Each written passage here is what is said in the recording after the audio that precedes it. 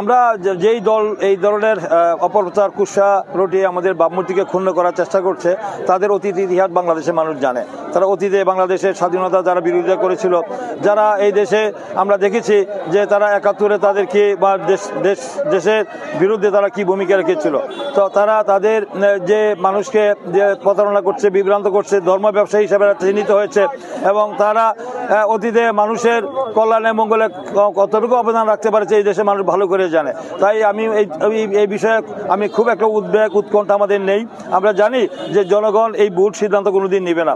জনগণ যারা প্রগতিশীল, যারা দেশের মানুষের কল্যাণে কাজ করেছে তারা করবে, যারা দেশকে পিছনের দিকে নিয়ে যেতে চায়, যারা মানে ধর্মকে পুঁজি করে মানে আল্লাহর ভয় দেখিয়ে তারা মানুষকে বিভ্রান্ত করছে, কে জান্নাতে যাবে কে জাহান্নামে যাবে এই টিকিট বিক্রি করছেন, তারা তো মানে আল্লাহর সাথে শিরিক করছেন।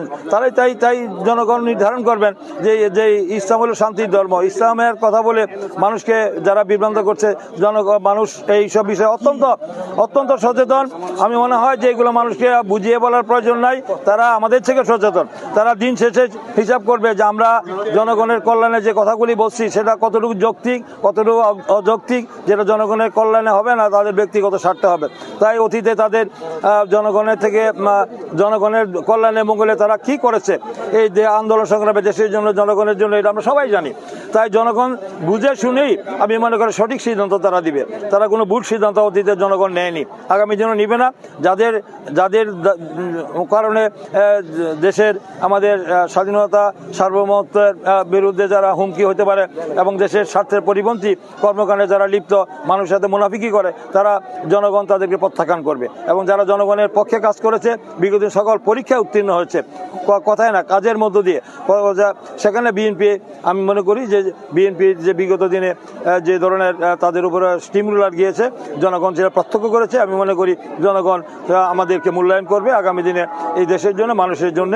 আশা করি এই বিষয় নিয়ে জনগণের মধ্যে কোনো বিভ্রান্ত থাকবে না। তারা বিভ্রান্ত তো তৈরি করতে পারে, কিন্তু জনগণ দিন শেষে হিসাব নিকাশ করেই তাদের পবিত্র মনের ভোটাধিকার প্রয়োগ করবেন।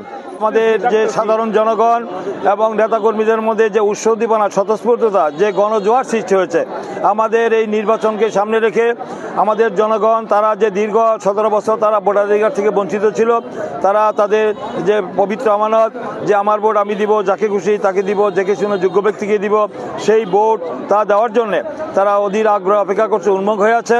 কারণ তারা তো বিগত দিনে তাদের সেই যে মৌলিক অধিকার, তাদের পবিত্র আমানত, সেই ভোট কেন্দ্রে যেতে পারে না, তারা ভোট দিতে পারেনি। তাই এবার তারা আশা করছে যে একটা অবাধ, সুষ্ঠু, নিরপেক্ষ, ইনক্লুসিভ, ক্রেডিবল একটি অংশগ্রহণমূলক একটি নির্বাচন হতে যাচ্ছে।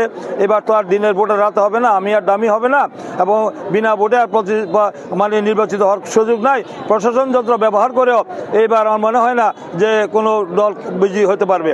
এবার আমি আশা করি নির্বাচন কমিশন, সরকার এবং রাজনৈতিক দল আমরা সবাই সচেতন, জনগণও সচেতন। এই দীর্ঘ 17 বছর একটি ফেসিবাদ, স্বৈরাচার, দানবীয় সরকার, মাফিয়া সরকারের বিরুদ্ধে লড়াই করতে গিয়ে মানুষ দেখেছে যে এই সরকারের আমলে তারা কত লোক নির্যাতিত হয়েছে, অত্যাচারিত হয়েছে, নিপীড়িত হয়েছে, গুম, খুন, হামলা, মামলা, নির্যাতন করে তারা এই দেশ ধ্বংসের দ্বারপ্রান্তে দাঁড় করে দিয়েছিল, দলীয়করণ করে, লুটপাট করে।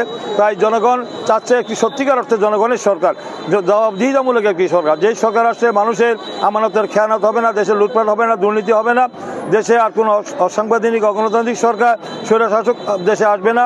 এই ধরনের একটি দলকে তারা নির্বাচিত করবে যারা অতীতে এই দেশের মানুষের কল্যাণে মঙ্গলে কাজ করেছে। সেই দলটি আমরা মনে করি বাংলাদেশ জাতীয়তাবাদী দল, বিএনপি। সেই বিএনপি বিগত দিনে বারবার রাষ্ট্রীয় ক্ষমতায় আসছে, জনগণের প্রত্যক্ষ রায় ম্যান্ডেট নিয়ে জনগণের কল্যাণে, গণতন্ত্র রক্ষার জন্য লড়াই করেছে, এদেশের উন্নয়ন করেছে, এদেশে মানুষের যে মৌলিক দাবি তারা বাস্তবায়ন করেছে এবং দুর্নীতি, লুটপাট করেনি। তাই আগামী দিনে আমি মনে করি যে মানুষের যে আস্থা, বিশ্বাস বিএনপি অর্জন করতে পেরেছে। এই দীর্ঘ ফ্যাসিবাদ বিরোধী আন্দোলনে সবচেয়ে বেশি অত্যাচারিত, নিপীড়িত, নির্যাতিত হয়েছে বিএনপি পরিবার, জিয়া পরিবার, বাংলাদেশ জাতীয়তাবাদী দলের নেতাকর্মীরা।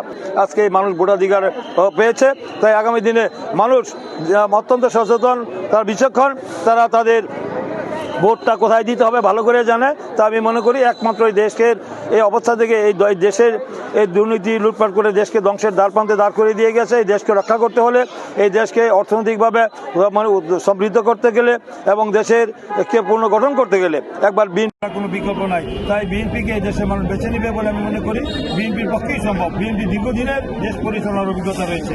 তাই একমাত্র বিএনপিকে আগামী দিনে দেশকে গণতন্ত্রকে প্রাতিষ্ঠানিক দেশের মানুষ যে দেশের যে অবকাঠামোকে করেছে, দলীয়করণ করেছে, লুটপাট করেছে, দুর্নীতি করেছে, এই দেশকে ধ্বংসপ্রাপ্ত দেশকে তারা মেরামত করা এবং পুনর্গঠন করার একমাত্র অভিজ্ঞতা রয়েছে বিএনপির। তাই বিএনপির পক্ষেই সম্ভব এই দেশকে সঠিক পথে এগিয়ে নিয়ে যাওয়া।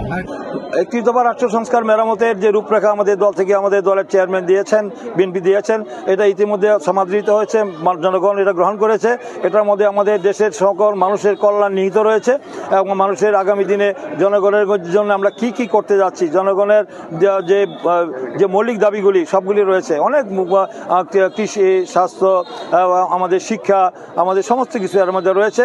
আর আমাদের নরসিংদী মানুষের জন্য আলাদা দাবির মধ্যে আমরা জানি যে একটি মেডিকেল কলেজ হাসপাতাল আমাদের স্থাপন করার দীর্ঘদিনের দাবি, একটি বেসরকারি বিশ্ববিদ্যালয় প্রতিষ্ঠা করা এবং মানুষের যে রাস্তাঘাট, স্কুল, কলেজ, মসজিদ, মাদ্রাসা, এতিমখানা এবং আমাদের অবকাঠামো যেগুলো সেগুলো করা, রাস্তায় যানজট নিরসন করা রাস্তার, এবং আমরা শুধু তাই নয় এবং চাঁদাবাজ এবং সন্ত্রাস মাদকমুক্ত সমাজ প্রতিষ্ঠা করা, এটাও একটা বড় দাবি। তো আমি মনে করি যে আমরা আগামী দিনে এই মৌলিক যে বিষয়গুলি রয়েছে, যে গুরুত্বপূর্ণ বিষয়, মানুষের যে সাধারণ মানুষের যেগুলো সাফারার, যেগুলো মানুষের দুর্ভোগ, সেই দুর্ভোগ নিরসনের জন্য সবার আগে যে এই দাবিগুলি বাস্তবায়ন করার জন্য আমরা চেষ্টা করব। সেইটার জন্য আমরা জিরো টলারেন্স আমাদের দল থেকে আমরা যেটা প্রতিশ্রুতি দেই, যে অঙ্গীকার করি, ইনশাল্লাহ আগামী দিনে আমাদের 31 দফা সহ যে নরসিংদীবাসীর যে দাবিগুলির জন্য তারা দীর্ঘদিন দাবি জেনে আসছে, সেই দাবিগুলি পর্যায়ক্রমে সমস্ত দাবি দেওয়া ইনশাল্লাহ আমরা বাস্তবায়ন করব।